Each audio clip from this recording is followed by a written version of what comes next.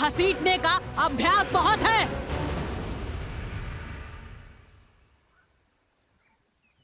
श्री राम, श्री राम। त्रिजटा, इसका दंभ तोड़ने में मेरी सहायता करो। श्री राम, श्री राम, श्री राम, श्री राम, श्री राम, श्री राम।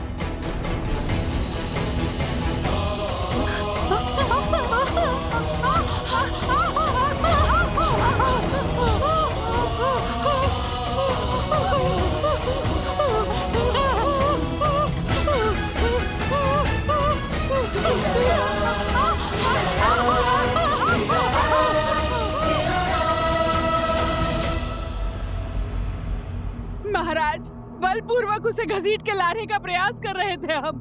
उसके स्पर्श मात्र से ही हमारे हाथ। एक क्षण।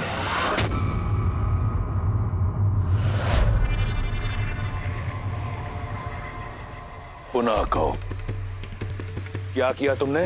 हम बलपूर्वक उसे घसीट के लाने का प्रयास। कौन? अपमान किया है तुमने। लंका की भावी महारानी का।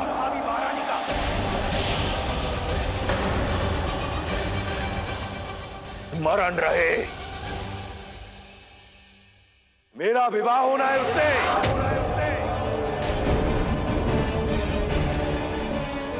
लंका की होने वाली महारानी को पशुओं की भांति घसीटा तुमने। अगर ये भूल दोबारा हुई तो जीवित जला दूंगा। मैं स्वयं जाऊंगा उसे लेने।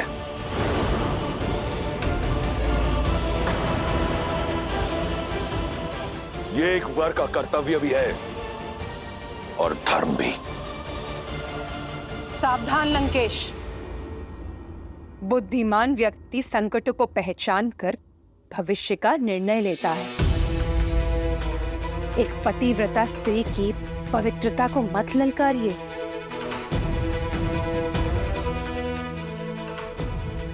अभी तो केवल एक जटा और त्रिजटा के हाथ जले हैं।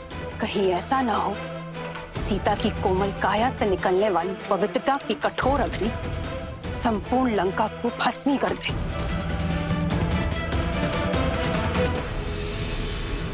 अभी भी समय है, सीता लौटा दीजिए राम को। भैया, मंदोदरी भाभी उचित कह रही। हमें श्री राम को उनकी सीता। मौन!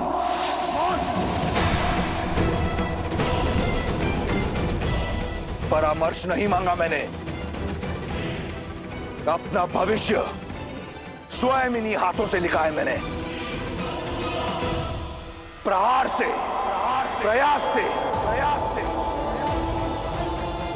आज शनि मेरा दास है। लंका का काल कोठरी में बंद है।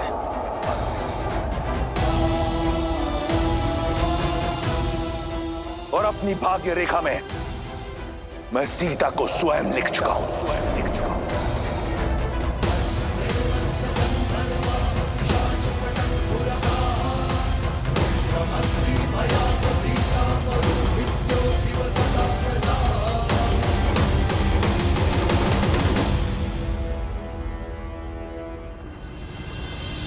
खड़े क्यों हैं?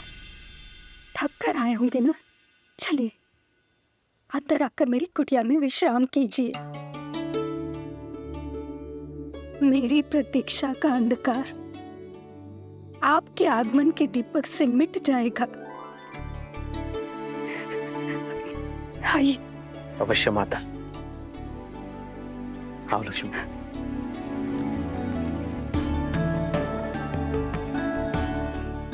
आइए।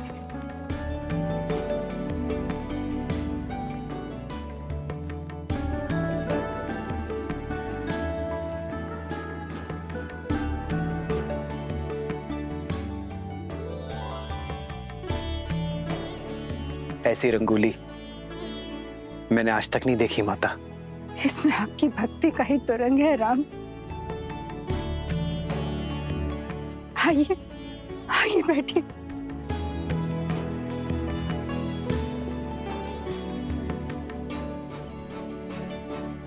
वर्षों से आपके आगमन की प्रतीक्षा करती रही। यदि सत्कार में कोई त्रुटि हो जाए तो मुझे क्षमा करें राम। माँ की ममता हर कमी पूरी कर देती है। आपको क्षमा मांगने की कोई आवश्यकता नहीं है।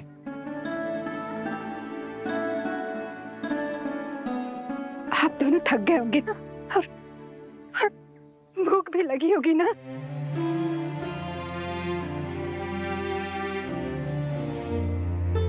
हाँ माता, भूख तो बहुत लगी है। कुछ खिलाइए ना। मैं अभी लाई राम, अभी लाई।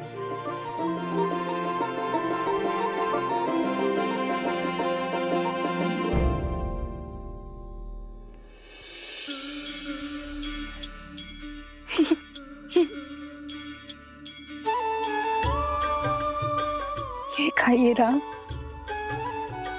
मैंने स्वयं एक एक पेड़ चखकर देखा है और ये बहुत मीठे हैं।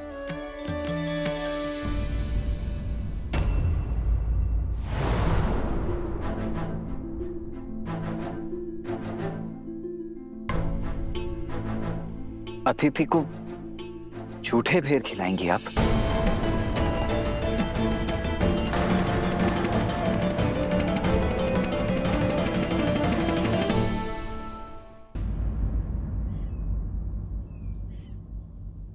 वो सारे बेर मीठे नहीं होते ना, इसलिए स्वयं सारे बेर चख कर देख रही हूँ कि जो भी मीठे होंगे वही प्रभु राम को अर्पित करूंगी। और मैं वनवासी स्त्री हूँ, राजाओं के सत्कार का नियम नहीं जानती। कहीं कोई त्रुटि हो गई है इसलिए नहीं खा रहे ना। ना खाने के पीछे का कारण कुछ और है। एक माता अपने शिशु की गुटी स्वयं चखती है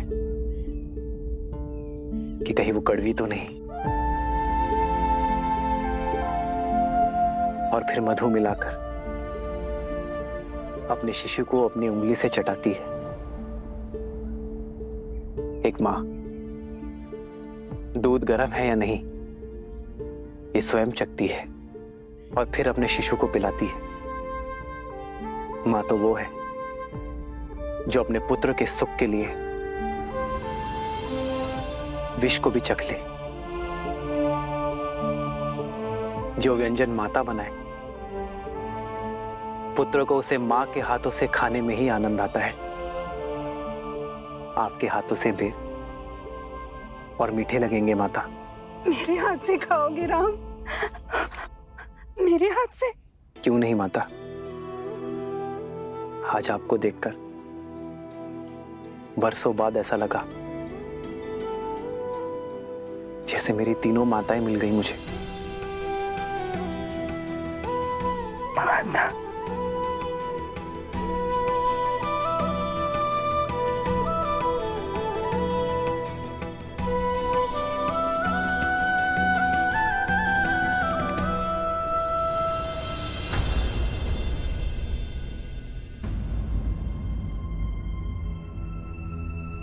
क्या हुआ माता, आप रुक क्यों गई?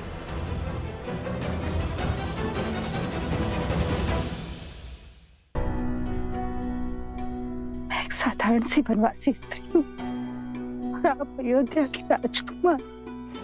मैं आपको ये बेर कैसे खिला सकती हूँ? गुरुदेव मदन के आश्रम में मुझे ज्ञान तो मिला, किंतु अपने कुल के कारण स्वीकृति नहीं। और इसीलिए मुझे ऋषिमुख पर्वत छोड़ यहाँ आना पड़ा, एकाकी जीवन बिताना पड़ा। यदि आपको छुआ तो आप कहीं मलिन न हो जाए। एक माता तो अपने शिशु को काजल का टीका लगाती है लोगों की मलिन दृष्टि से बचाने के लिए। भला उस माता के छूने से पुत्र मलिन कैसे होगा? प्रेम तो पारस है जो मलिन को भी पवित्र बना दे। फिर यह महत्वपूर्ण नहीं कि कौन किस रूप में, किस घर में, किस कुल में जन्मा है। महत्व तो कर्मों का है माता। तो अपने ही पुत्र को अपने हाथों से खिलाने में कैसे झिझक माता? खिलाइए ना।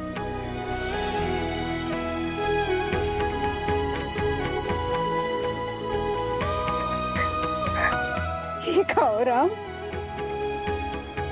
ये बहुत मीठा है, ये खाओ। हाँ?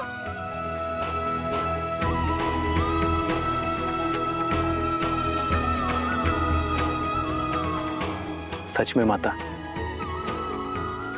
ये तो अमृत सा मीठा है।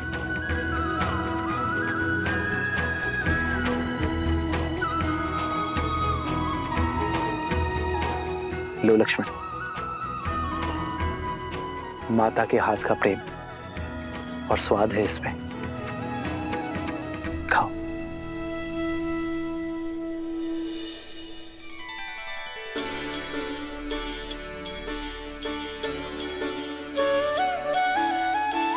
वही रघुवर की बन के मैया, वही रघुवर की बन के मैया, चख चख बेर खबाई, चख चख बेर खबाई, भजु मन राम नाम सुखदाई। वयम रक्षामः, दशों लोकों के स्वामी, चारों दिशाओं के कर्ता धर्ता, काल के काल, लंका नरेश दशानन रावण पधार रहे हैं।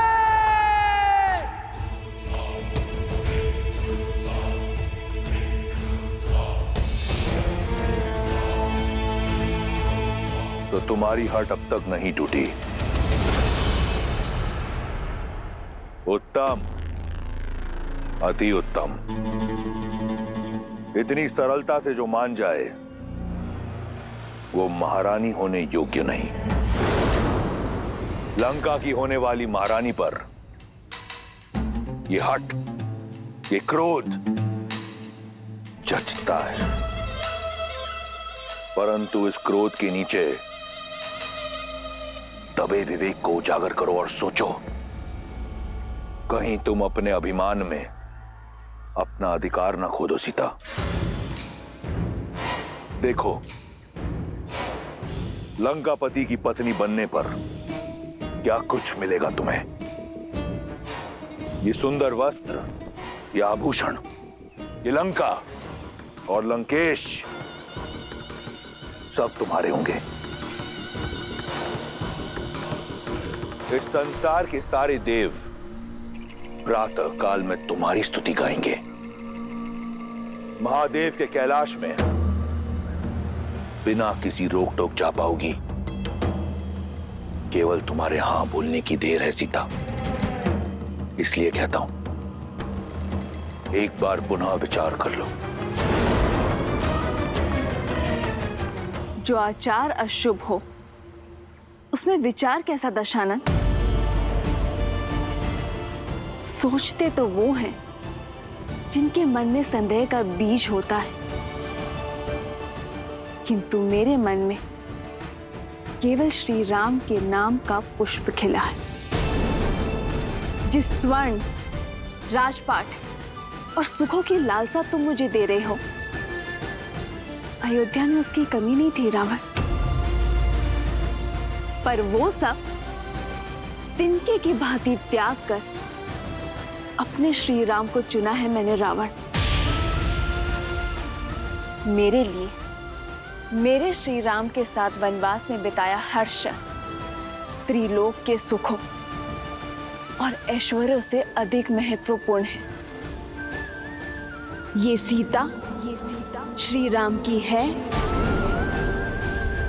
थी और सदा रहेगी। राम राम राम। बहुत हुआ उस वनवासी का गुणगान। कौन है ये राम जिसकी तुलना तुम मुझसे कर रही हो।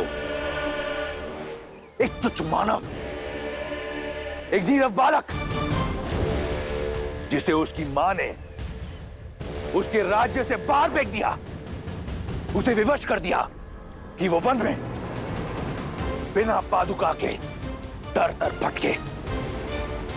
4 राक्षस क्या मार दिए? तुम उसका नाम 10 लोकों के स्वामी, 4 दिशाओं के नाथ लंकेश दशानन के साथ ले रही हो।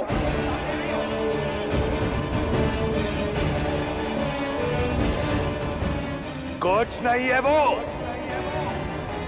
केवल एक नाम है, राम।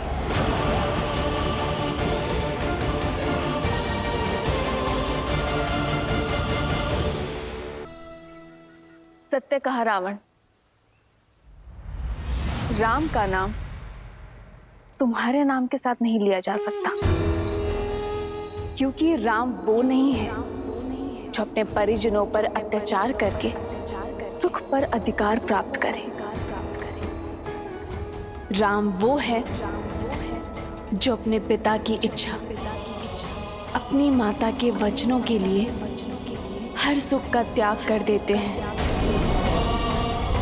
राम वो नहीं है जो एक स्त्री को बल और छल से बंदी बना दे। राम वो है जो अपने प्रेम और करुणा से अहिल्या को मां कहकर उसे मुक्त कर देते हैं। श्री राम श्री राम श्री राम श्री राम श्री राम श्री राम श्री राम वो है जो पर स्त्री को स्पर्श करते हैं मातृत्व भाव से। राम वो है जिन्हें स्वयं महादेव ने मेरे लिए चुना है। राम वो है जिन्होंने खिलौने के भांति एक उंगली पर वो शिव धनुष उठा लिया था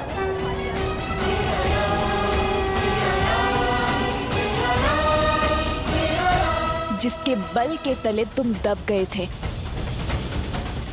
कुछ स्मरण आया? राम धर्म की पराकाष्ठा है, मर्यादा की परछाई है। राम वो बल है जिन्होंने तुम्हारे भाई खर और दूषण के साथ साथ 14 सहस्त्र राक्षसों को निर्बल कर दिया था।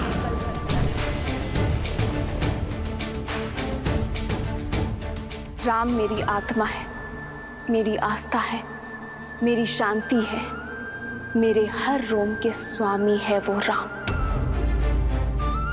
राम करुणामयी है तो वो रुद्र भी है। यदि अपने पापों से मुक्ति चाहते हो तो छोड़ाओ मुझे मेरे श्री राम के पास, क्षमा याचना करो उनसे, तुम्हारा भी उद्धार कर देंगे वो। अन्यथा तुम्हारा अभिमान तुम्हारे साथ साथ संपूर्ण राक्षस कुल को लील जाएगा। राम एक छल है, एक भ्रम है जिसने तुम्हारे मन को अपने वश में कर रखा है। परंतु चिंता मत करो सीता, मैं शीघ्र ही सिद्ध कर दूंगा कि मैं राम से अधिक योग्य हूं। रावण भिक्षुक बनकर तुम्हारे द्वार पर अवश्य आया था, परंतु जो रावण तुम्हारे समक्ष खड़ा है वो तुमसे तुम्हारे प्रेम की याचना नहीं करेगा। वो रावण विवश कर देगा तुम्हें रावण के समक्ष नतमस्तक होने को। तुम स्वयं रावण से विवाह का प्रस्ताव स्वीकार करोगी, और वो दिन दूर नहीं, क्योंकि इस रावण को ना सुनने का अभ्यास नहीं। तो अभ्यास कर लो रावण।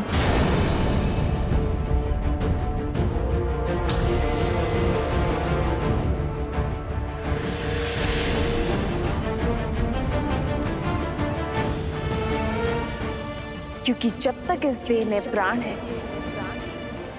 सीता की हर श्वास में केवल श्री राम है। और यदि तुमने अपनी हट ना छोड़ी तो ना लंका रहेगी, ना लंकेश, ना तुम्हारा अस्तित्व रहेगा और ना तुम्हारा व्यक्तित्व।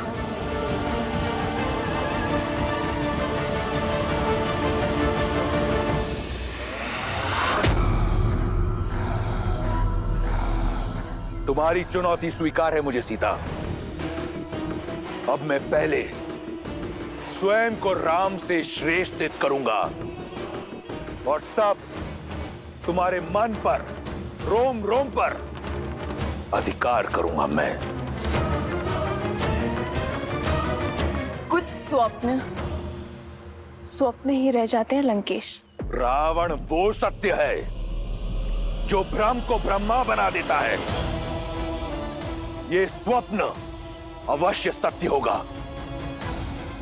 जिसे तुम कल्पना समझ रही हो वो भविष्य होगा तुम्हारा सीता। ये वचन है मेरा।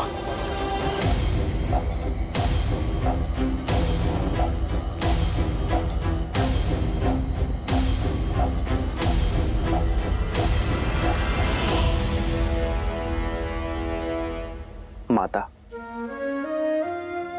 वर्षों बीत गए।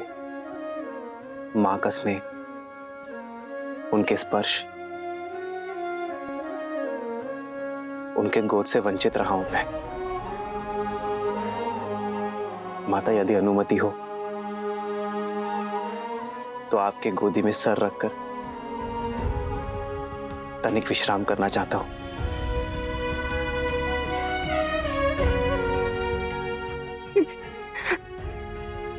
राम,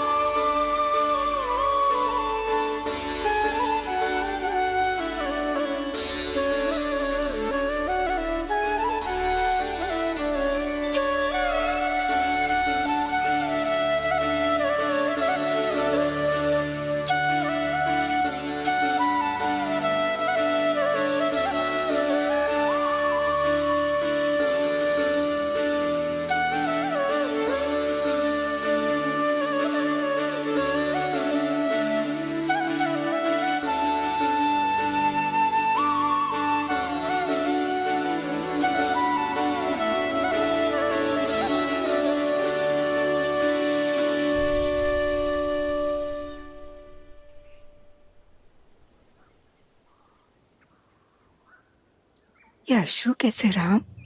सीता, मेरी धर्मपत्नी, उसकी स्मृति की पीड़ा मेरे नेत्रों के मार्ग से बाहर आ गई। मां, तो उनसे मिला ये? कहाँ है वो? इसी प्रश्न की तो खोज में हूं मैं मां। उस दुष्ट रावण ने उसका अपहरण कर लिया है।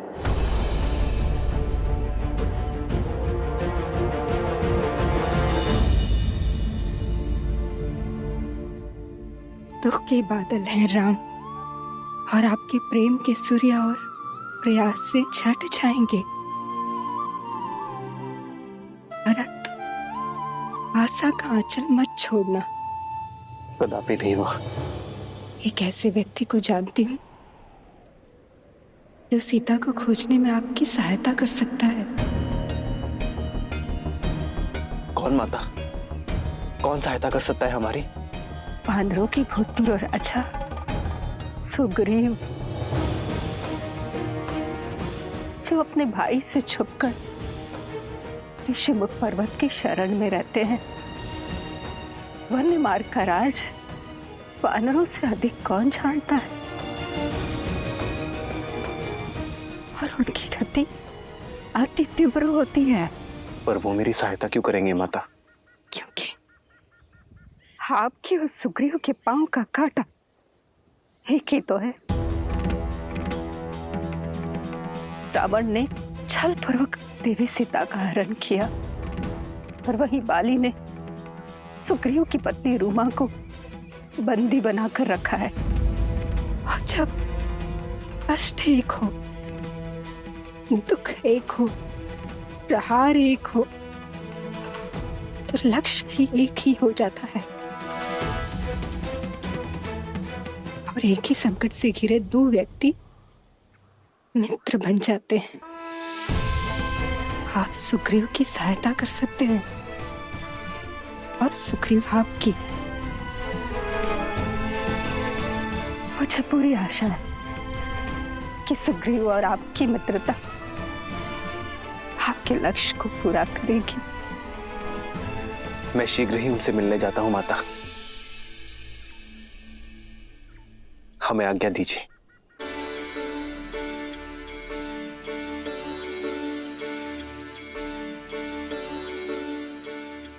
आज मेरा उद्देश्य और प्रतीक्षा पूर्ण हुई राम। मुझे विश्वास है कि आपकी भी प्रतीक्षा और उद्देश्य शीघ्र पूर्ण होगा। जिस उद्देश्य से मैंने ब्रह्मलोक त्यागा था, वो उद्देश्य पूरा हुआ। मेरे साथ आपके प्रवास ने संसार को ये सीख दे दी है कि कोई भी व्यक्ति अपने कुल से नहीं, अपनी भक्ति, अपने उद्देश्य और भाव से बड़ा होता है राम। मुझे भी संसार से मुक्ति की आज्ञा दे राम, आज्ञा दे। और मुझे विश्वास है कि आप भी देवी सीता की प्रतीक्षा का अंत उसी तरह करेंगे जैसे मेरी प्रतीक्षा का अंत किया। राम नाम सुखदाई।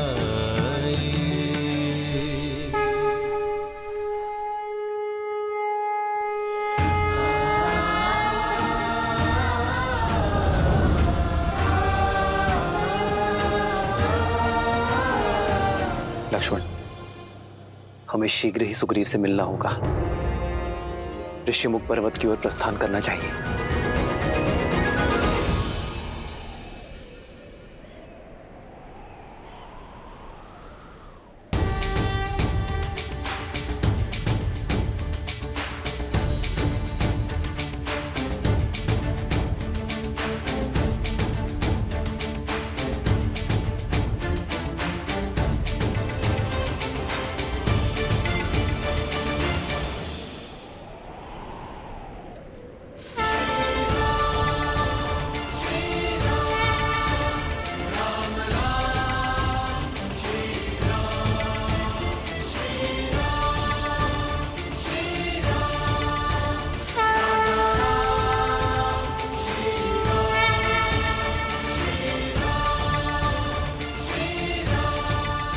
ये कैसा सुखद आभास है, कैसी हर्षमयी अनुभूति है। जैसे मेरी वर्षों की प्रतीक्षा का अंत होने वाला है, जैसे मेरे प्रभु श्री राम का आगमन होने को है। हो मंगल भवन मंगल हारी, द्रवहु सुदशरथ अजर विहारी।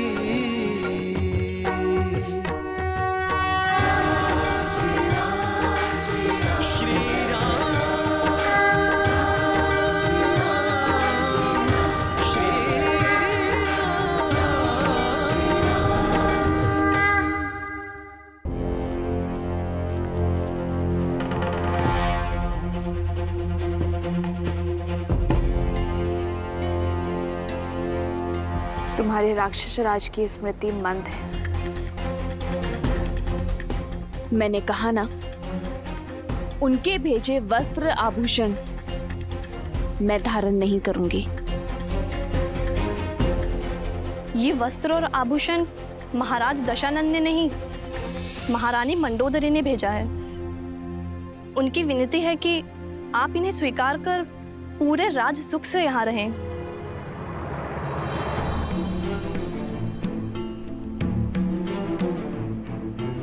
अपनी महारानी को मेरी चिंता करने के लिए धन्यवाद देना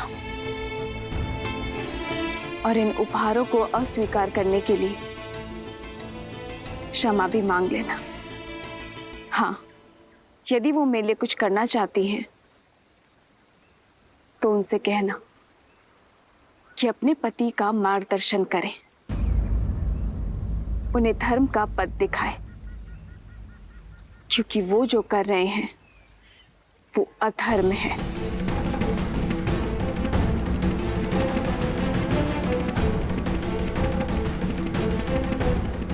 बड़ी हठी हो तुम। पहले महाराज के प्रस्ताव को ठुकराया, अब महारानी की कृपा को अस्वीकार कर रही हो। ना भोजन ग्रहण कर रही हो, ना जल। मृत्यु तो निश्चित है तुम्हारी।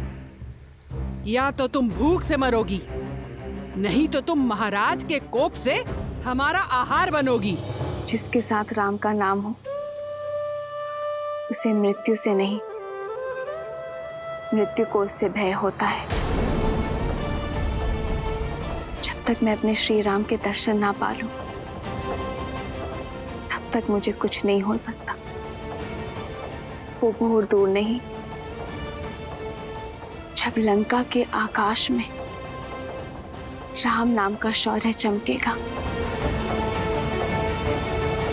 इसलिए तुम मेरी नहीं, अपने लंकेश की चिंता करो।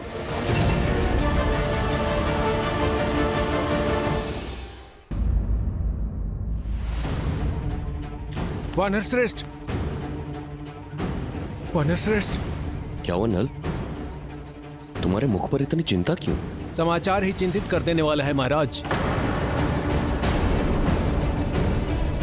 दो अपरिचित मनुष्य आपको खोजते हुए ऋषमुख पर्वत की ओर बढ़ रहे हैं।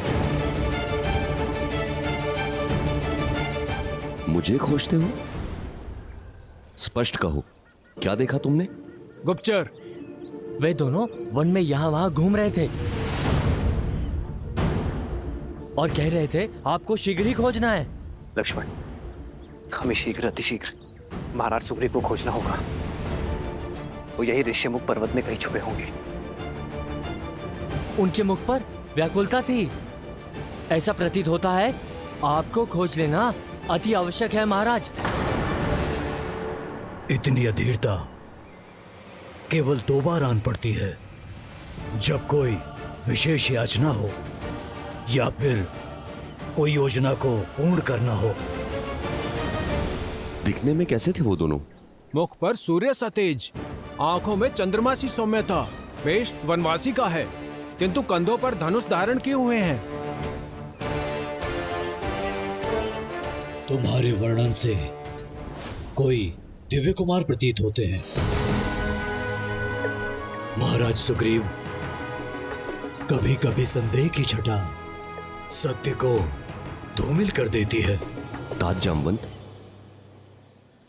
यदि वो वनवासी है तो ये बताइए कि उन्होंने धनुष क्यों रखा है?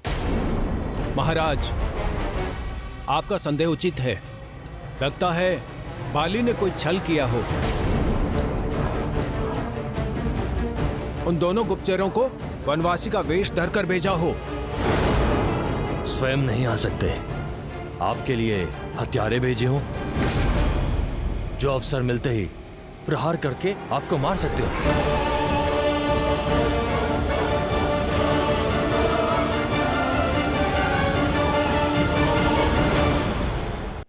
महाराज, बाली ने कोई छल किया हो। स्वयं नहीं आ सकते, आपके लिए हत्यारे भेजे हो तो उन पर आक्रमण किया जाए। महाराज,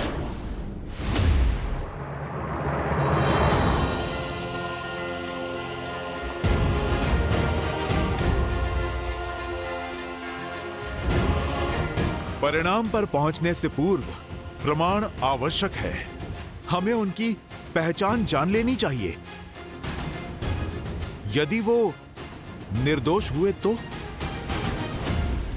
किंतु ये होगा कैसे? इस शंका का निवारण तो तुम ही कर सकते हो। बल, बुद्धि और विद्या में श्रेष्ठ हनुमान। जामवंत जी, शंका आपके मन में है, मेरे मन में तो केवल विश्वास है। महाराज सुग्रीव, आज भोर से मन बहुत प्रसन्न है। उल्लास भर आया है शरीर में, जैसे कि आज अमृत पान होने वाला है। मेरा रोम रोम कह रहा है कि वो कोई और नहीं, मेरे प्रभु श्री राम और उनके अनुज लक्ष्मण हैं, अयोध्या के राजकुमार हैं, जो हमारा उद्धार करने, हमारे दुखों का अंत करने आ रहे हैं। भावनाओं में बहकर किसी भी निर्णय पर पहुंचना उचित नहीं। महाराज सुग्रीव को संदेह है और समय कठिन है हनुमान। पग पग पर संकट है और हमारा उद्देश्य महाराज सुग्रीव की सुरक्षा करना है। हाँ हनुमान, परख तो करनी होगी। जो आ गया महाराज, आपकी शंका अवश्य दूर होगी। मैं उन्हें परखने का पाप तो नहीं कर सकता, किंतु आपकी समस्या का समाधान अवश्य करने जाऊंगा।